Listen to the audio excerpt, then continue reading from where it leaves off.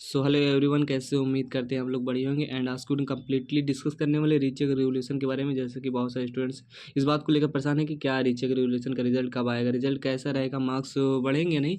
तो कम से कम टाइम में सारी चीज़ों को मैं डिस्कस करूँगा विदाउट वेस्टिंग टाइम। चलिए आपका क्या है टॉपिक्स पे चलते हैं। देखिए स्टूडेंट्स, जस्ट 1 मिनट।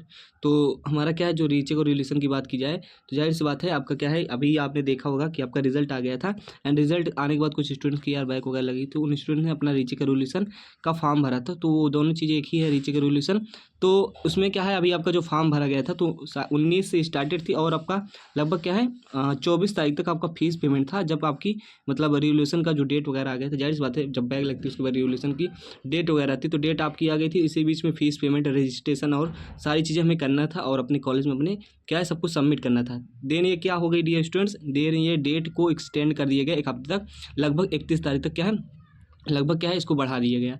तो ये डेट तो बढ़ गई। तो हालांकि ऐसा होता था, जैसे कि मान लो आपने रीचेक के लिए या रेवोल्यूशन के लिए अप्लाई कर दिया गया, तो होता है क्या है, कॉलेजों में कॉपियाँ चली जाती है चेक करने के लिए, यहाँ किसके पास, इंस्टीट्यूट लॉगिंग के माध्यम से टीचर्स के पास। और टीचर जो रेवोल्यूशन रीचेक करने वाले जो टीचर होते हैं, वो अपनी क्या है इंस्टीट्यूट लॉगिंग से अपनी आईडी द्वारा कॉपियाँ चेक करने लगते हैं। और जाहिर सी बात है काफ़ी उतनी ज़्यादा नहीं रहती, क्योंकि और जो रिजल्ट का जो हमारा क्या है B2B का मेन रिजल्ट होता है, उसमें काफ़ी ज़्यादा होती हैं, और बच्चों की बैग लगती है तब वो जाकर रीचेक डालते हैं, तो काफ़ी कम रहती है। तो लगभग यदि मेन रिजल्ट की बात की जाए तो उन सारी कापियों को यार चेक करने में क्या लगभग 1 महीने का टाइम लग जाता है। क्योंकि अभी ये देखा गया है डाटा, आपका जो टाइम लगा था लगभग 1 महीने, क्योंकि दिसंबर से कापी आपकी शुरू हुई थी चेक करना, 8-10 दिसंबर से। उसके बाद क्या अभी आपका 16 तारीख को क्या है इसका इसका क्या आपका रिजल्ट आ गया था, मतलब 14 कि 16 का भी आया था। मतलब एक महीना, मोटा मोटा 1 मंथ आपका टाइम लग जाता है क्या है मेन कॉपी को चेक करने का, जो आपका होता है सेमेस्टर वाइज। तो बाकी रीचेक और रिवोल्यूशन में 20 दिन का आपको बता दूं टाइम लगता है चेक करने में कापियों। तो आपको बता दूं कि 31 तारीख तक इसका स्टार्ट हुआ था, 31 तारीख तक स्टार्ट हुआ था,